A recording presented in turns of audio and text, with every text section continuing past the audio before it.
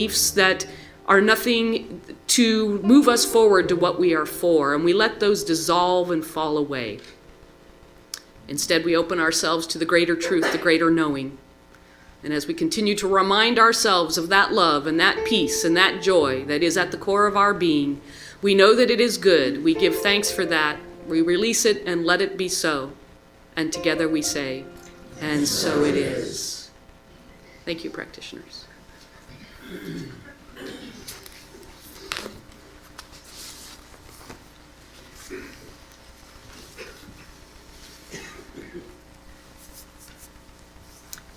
So officially, as my first time at the podium for January, Happy New Year. Happy New Year. How many of you actually have a New Year's resolution? Lots of intentions. Maybe not quite a resolution yet, huh? Yeah, you know that maybe 25 to 50% of the room raised their hands, and I have to say at one point in time I was like, I can create an intention anytime I want to. New Year's resolution. But you know what? I've changed my mind. Of course, that's what we're about, right? Seeing it differently. And I realized, why would I give up the power to place an intention for my greater good? Why would I pass up that opportunity? So this is just an opportunity in humanity, in community, to state what your next intention for 2020 is. And I want to know, based on those of you that have a resolution, does it have a spiritual tone to it? Beautiful. And that's probably why you're here. Now, why a spiritual resolution? Again, intention is very, very important. And we know that scientifically now, because in quantum physics, they know that the observer makes a difference on what they see. It influences what you will see in your life. Again, why wouldn't you take the opportunity to influence where your life is going, who you are, what you intend to be here on earth as spirit? It is done to you as you believe, and beliefs are just repetitive thoughts. So don't miss out. Leverage the power within you to declare your intention, whether that's in health, wealth, creativity, relationship, or whatever your particular unique expression of spirit is for you to express. Live the divine life you were meant to live and declare your 2020 intention resolution. Now, if you say, okay, I'm with you, I'll have to contemplate that. You all got a bookmark, right? Yep. Let me see them. Oh, you already put them away. Here is not only the intention of the year, deepening our connection, but also an intention for every month. So together, the Center for Spiritual Living, Chico, will be focusing on deepening our connection. And you might say, deepening our connection with what? With ourselves, the capital self, capital S, self, your connection with spirit that is within you, connection with each other so that we may support each other and lift each other up. Connection with our community, the Center for Spiritual Living, Chico, and the community beyond in Chico, Butte County, and of course the world, which do we need that now? Yes. Absolutely. And our connection with Mother Earth. Yesterday I actually attended the drumming ceremony that happened in downtown Chico Park. It was led by a Native American, and we did a sacred ceremony around the blessing of water. And when she said, water is blood of the earth, I was like, wow, I get that. And of course, it is our lifeline. We know that. We know that like 80% of our body is water. It was a very beautiful reminder that as I drink water every day, to give thanks for it, and the life that it gives me. And then I couldn't help but just keep thinking in my mind, our visuals are very powerful, and I know that I learn a lot visually, so the visuals are something. And I thought, yeah, look at all the water. And if I'm going to love Mother Earth, I want to bless that. I want to not take that for granted. So it was my way of saying, yes, I love Mother Earth, and I am loving Mother Earth. Now on the bookmark, those monthly themes, our weekly lessons will be tied to those monthly themes. And those themes were based on our founder, Dr. Ernest Holmes. He did a lesson called Sermon by the Sea. That was in 1959. Now, if you'll just quickly, and I know the lights may not let you take a deep look at it, but I want to say to you, I really encourage you to take the Sermon by the Sea home and read it front and back as our overall overarching theme. You'll notice that there are paragraphs, or I should say statements, that have been bolded. Find me someone. And it goes through find me someone in ways that we'll be using those statements on a monthly basis. And for January, the theme is be for something and not against something. So appropriate for the times, yay? But remember, Dr. Ernest Holmes did Sermon by the Sea in 1959. You can still read it as a prophetic call to the current times. And one more piece, and then I'll blend this all together. As I mentioned, the book of the month is by Dr. Wayne Dyer, Happiness is the Way. This book is really easy to read. And Wayne Dyer has an excellent way of explaining spiritual principles and metaphysics. I don't know if he was of Science of Mind first, or was he? Okay. You can tell he speaks it without the lingo, meaning, as you take classes, you learn our jargon, but he speaks it for everybody. He's a great teacher. And if you read this book on a daily basis through the month of January, you'll have lots of new insights about your daily thinking, which leads to my lesson title, Refine Your Thinking. It's an inside job. We will also have a book study based on the monthly books, and thank you, April Showers, for leading that. So that also gives you an opportunity that as you're reading maybe on a daily basis to come into community and to go richer and deeper and share with others your thoughts, your reflections, contemplation. So we invite you to join us on Fridays for the book study. So now I weave together the quilt of deepening our connection, being for something and against nothing. Happiness is the way. Refining your thinking, it's an inside job. First and foremost, it's really important to remember that you have made thousands of choices to get you right here where you are in this very room at this very moment. Sort of fascinating to think about that. I got that from the book.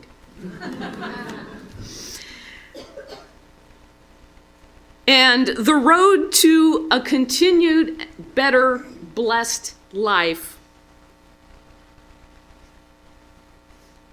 is to become conscious and choose your intention by making your choices consciously.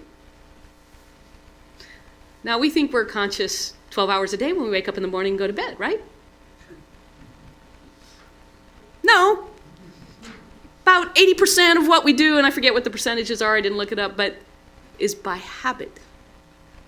Which means you could have made the choice 10 years ago that you get up in the morning, and then you have your coffee, and then you take a shower, whatever your thing is. And I'm sure all of you have driven somewhere and then said, wow, how did I get here? Right? So that's by habit. That's by what is subconsciously in your mind. But we're not talking about that. We're talking about becoming conscious. Making your choice based on knowing your spiritual truth. And did you notice that life changes? You know, lately I've been talking to people who are, it's like, yeah, my body's changing. Yeah, it's done that from day one. And if it's not functioning the way you want it to function, what do you get to do? Make a new choice to make it your intention about what you're going to do to love and care for your body.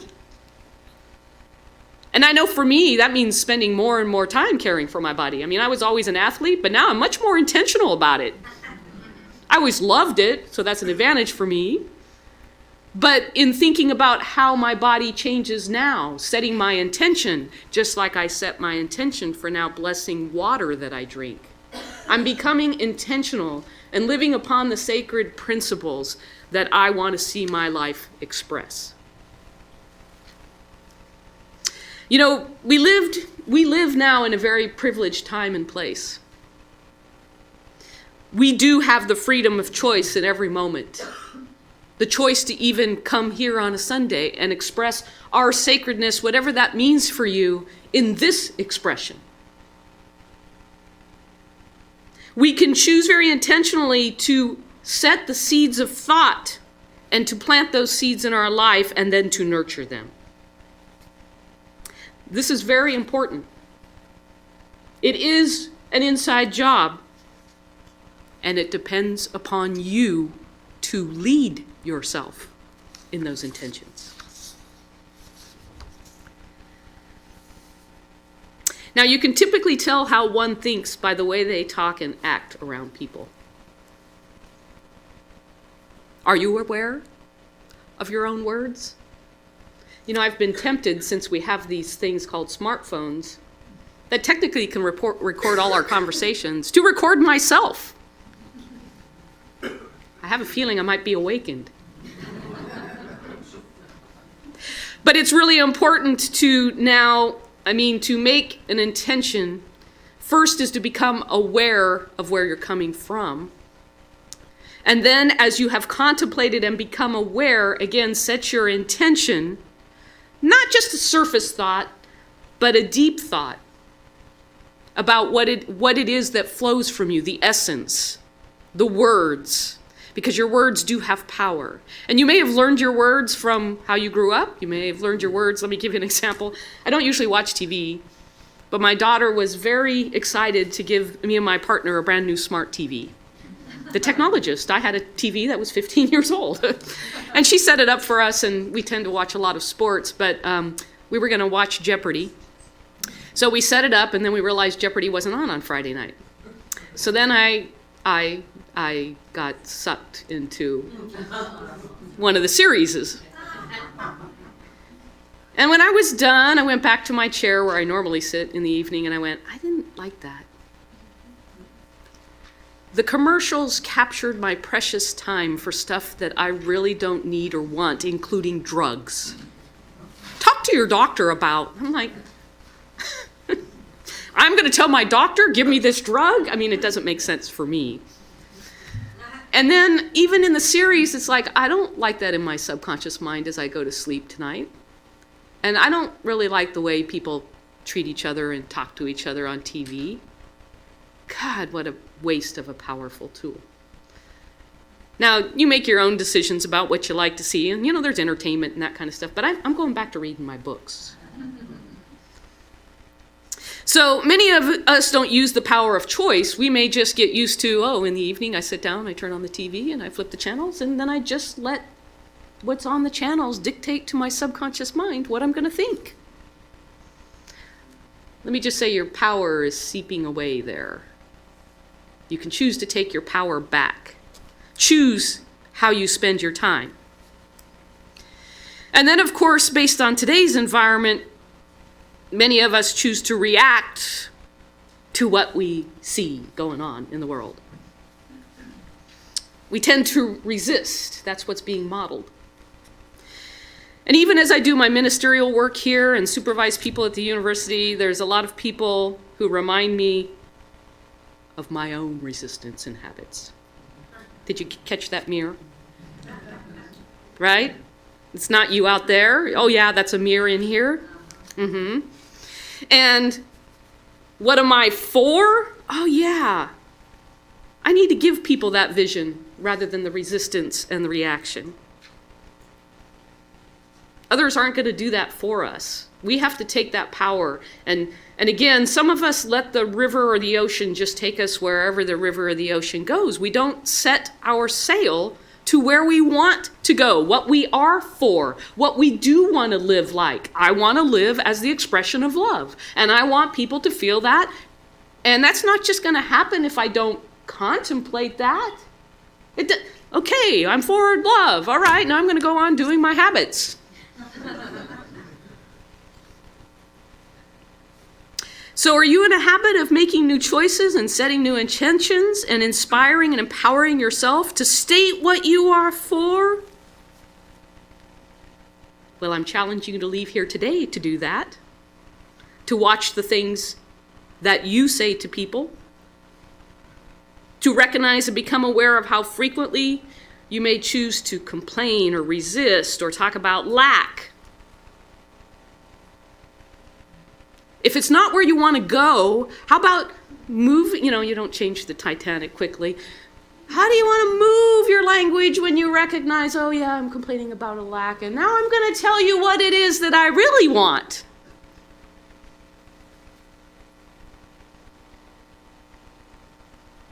Will you take the time to get clear on your own values, your own truths, and speak to what you are for? Because whatever is bothering you right now, whatever is getting in your way, whatever is messing up what you want, there's a gift in that message. Maybe you're in this particular experience because what your soul is for needs to get this resistance to say, now I know what I'm for. Better health, more abundance, greater relationships, connection. What is that? And this is a very important year for Americans to speak to what they are for, right? The people of the United States in November will be casting their votes. And I'm going to break it to you that the decision really isn't going to be about Medicare, public options, higher or lower taxes, immigration. Really, for the most part, that's just surface level bickering. There has never been such a critical time to make sure that we have psychological and spiritual understanding about what we want for us, for our world, for America. Most leadership right now, not all, but most leadership isn't dealing on the level of values and what the American people want. What's elicited is deeply emotional. Be angry at the world, then show it. And we know in Science of Mind, we talk about this in class, that if you're constantly reacting, you're not necessarily lining yourself up to the truth and responding. There's a lot about let's just resist what other people want. That's the pattern right now. Let's not make it our habit, okay? Let's choose differently. This is our challenge right here and now for each of us individually as you declare what it is you are for, is to continue to move in that and to make that a movement. Of movement at Center for Spiritual Living Chico, and a movement based on momentum to allow that to ripple based on our friends and family and the people we talk to. We can't be oblivious to the anger because you've all heard the thing, an eye for an eye and we're all blind, right? Or as Martin Luther King put it, darkness cannot drive out darkness, only light can do that. Which means being able to be strong, to stand in your truth. And maybe your truth then is to call out for love, to call out for togetherness, to call out for compromise, but that we have a common vision of where we want to go. We're not going to be able to override unreasonableness with reason. Again, the campaign is probably going to be based on fear and stirring people up. Are you just going to go down the river? Or are you going to know what you stand for and to stand up for that? I know that some people will say, well, standing up for love sounds airy-fairy, but shall I go back and remind all of us that, again, where you place your intention makes a difference on what you see in the world. And if we all start out on the values of love, then we might react or respond differently to one another. But, it may be going against the current, and that's why we're here as a community, to come together to support one another in recognizing, no, we are going to be intentional and we stand for love, and that's what we are going to speak from our hearts and know that. Head and heart, Science of Mind says, love and law. Love points the way, and law makes it possible. So what am I for? Yes, I'm for love, and I know that my intentions matter, and so do yours. Intentions are powerful, and I'm going to take my time to choose them and declare them. I am for Mother Earth, and I will continue to find ceremonies like the drumming ceremony or ways that I am becoming more conscious of how I bless and give thanks for Mother Earth and how I care for Mother Earth based on my actions on a daily basis. I'm for compassion and being here for each other in this community, with lots of activities and opportunities to engage with each other so we can remind each other of what we are standing for.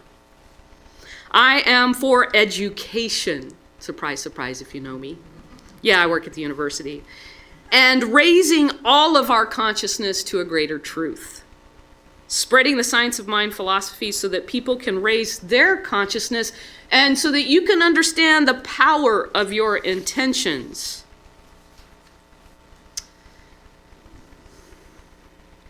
So, our center offered 6 different Science of Mind courses, and Science of Mind being our philosophy here. And the Science of Mind classes, there are accredited classes and spiritual enrichment classes. What are accredited classes? These are the courses that teach our spiritual philosophy, so you can get to know a little bit more about what do you really think and believe about certain things. What's the history of where this has come about, transcendentalism, and frankly, if I just try to sum up Science of Mind, it's yes, there are truths in all of the forms of religion because we're all trying to connect back to the self. The Science of Mind courses also teach you what we call spiritual mind treatment, which is our form of affirmative prayer. There's not a wrong way to do prayer, but there is a powerful way to do prayer. So we talk about Science of Mind treatment. And once a student has taken 6 of our Science of Mind courses, not necessarily in any specific order, the student may then enter practitioner studies. We have 13 practitioners here now, and we have 4 students in practitioner classes going forward. And practitioner studies require the student to actually apply the principles in their lives. Yeah, and sometimes that can get a little crunchy. Not even realizing where our beliefs came from when our mom or teacher or somebody told you something that's not true about who you are. So using these Science of Mind classes, the practitioner studies are in a 2-year program. And in that 2-year program, they also learn how to do Science of Mind treatment for others. Now, if you're not necessarily interested, although I have to tell you, I didn't know I was going to be a minister someday. You take these classes, you get in, you like the way your life is going, and you just keep right on going. There is also enrichment courses for those that don't want to be practitioners, but want to continue to refresh their intentions for 2020. So, first of all, I want to say we're blessed at this center to have 13 practitioners. Many of them have been practitioners for a long time. By the way, ministers are practitioners. And I suspect that we will, not suspect, I am declaring, that we are going to continue to grow the number of practitioners, which raises the level of consciousness and relationship and support in our community. So, I'm going to ask that all of you who've been contacted who had taken a Science of Mind course and we have your certificate, if you've been notified that your certificate is going to be presented today, I'm going to ask you to come up to the stage and stand in the back here. And then I'm going to ask the teachers of the Science of Mind courses to also please come up. If you'll come up, please.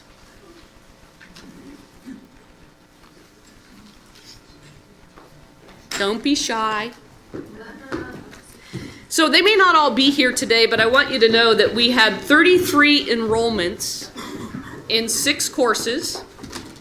That was about 25 people, because of course some people actually took more than one course.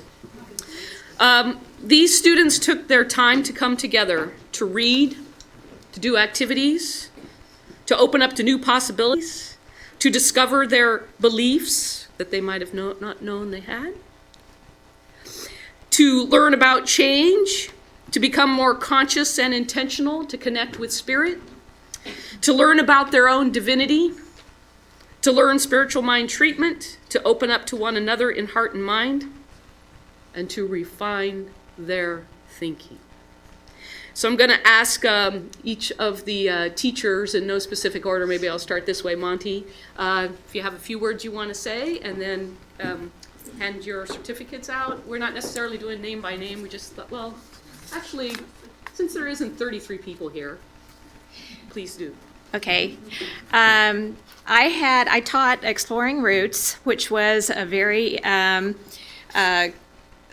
complex, it's all about, we had 4 different leaders, which we studied, Troward, Holmes, Emma, and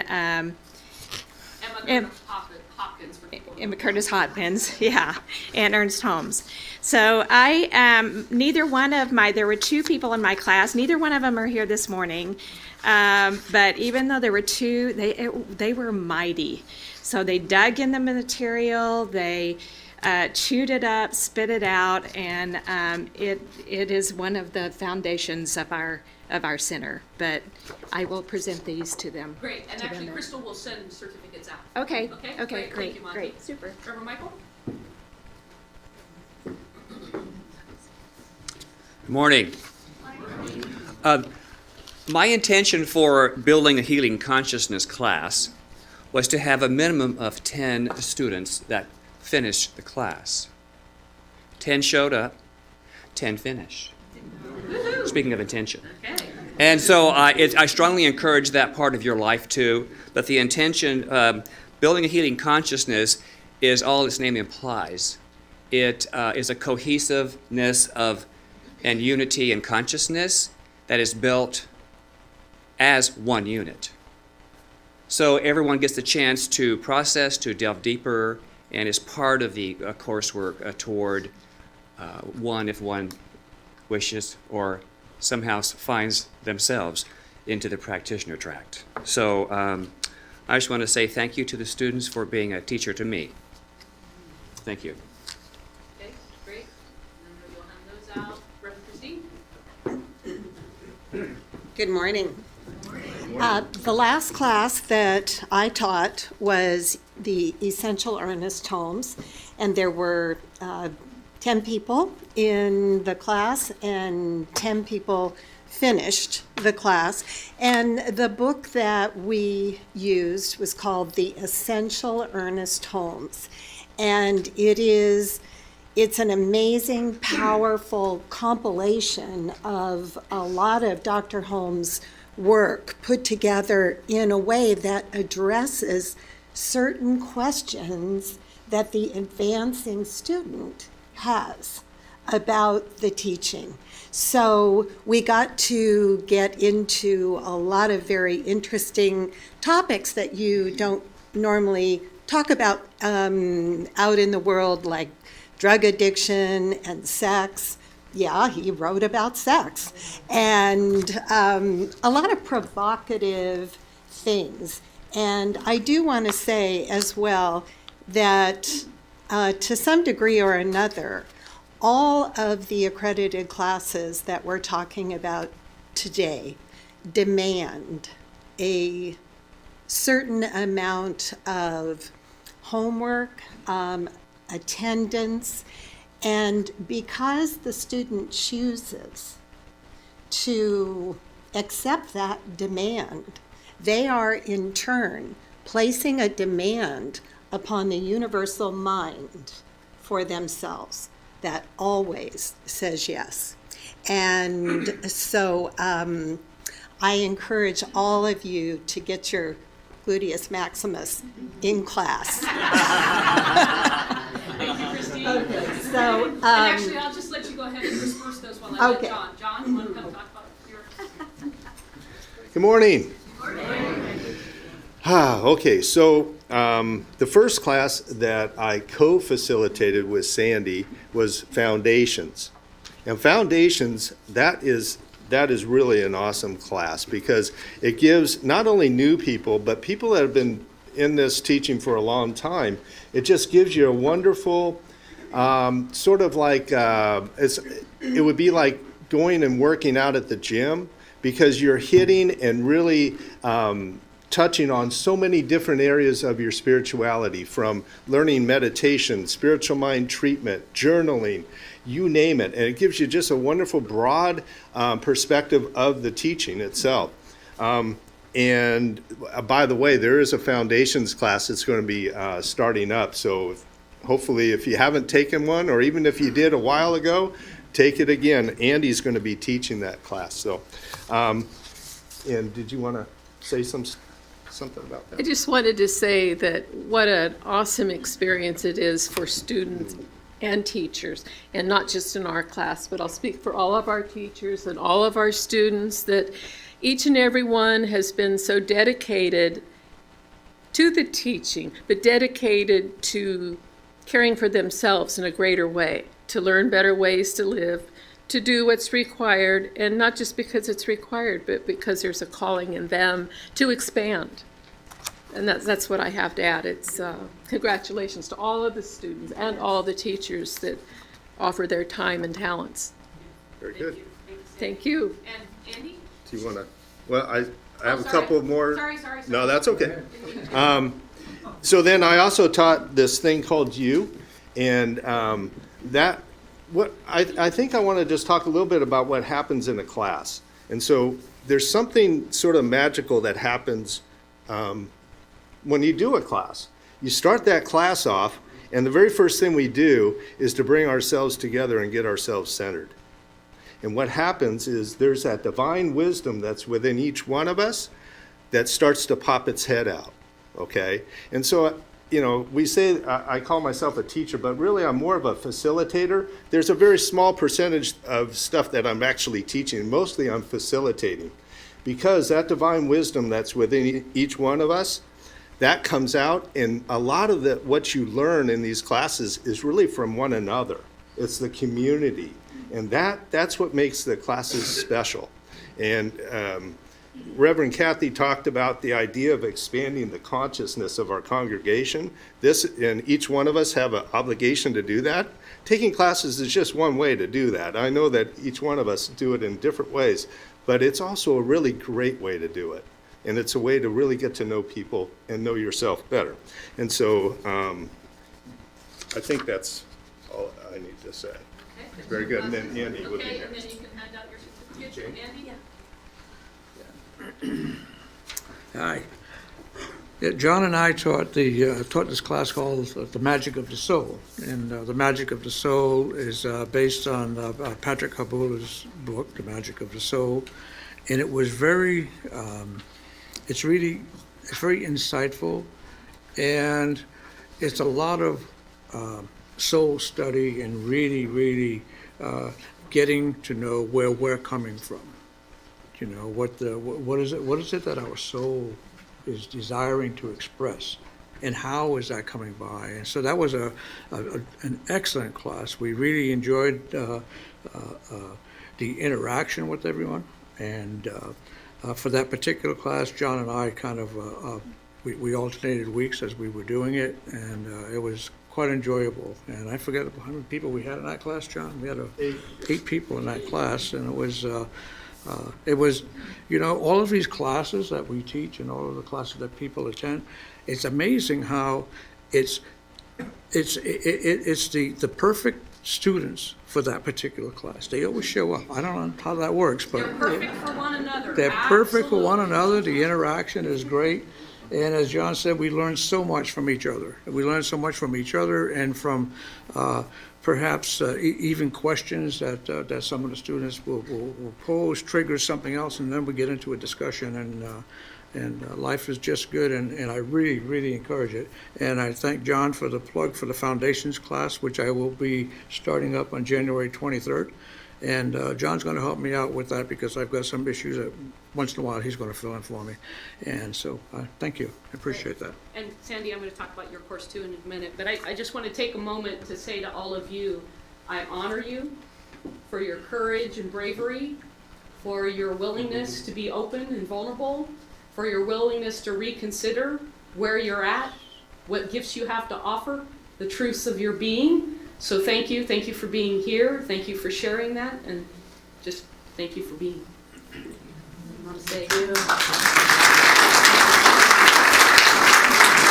And I want to also thank the teachers for being willing to take their time and to share their wisdom and facilitate. John, that was beautiful, thank you.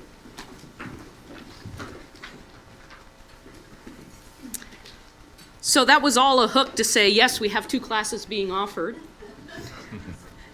Andy Tureen will be leading the foundations course. So again, a beginning of what is this all about, a chance to sort of experience what this means for science of mind in your life.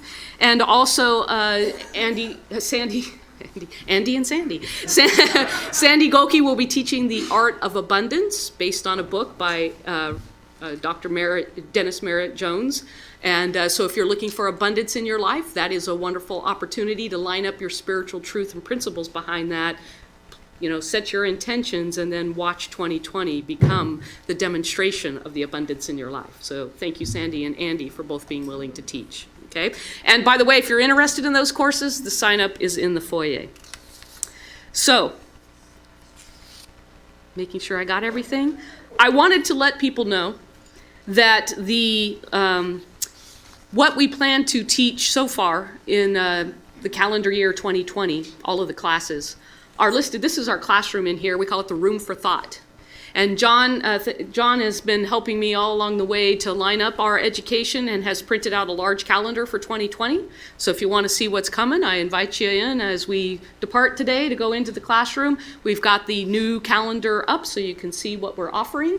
And also we'll continue to have the catalog available in there so you can see, well, what's in these courses and how do they differ from each other. So I just want you to know that, and then also the pathway, like, well, and again, most people don't know they want to become a practitioner until they take courses and then they realize that. But if this seems like a calling to you already, then we actually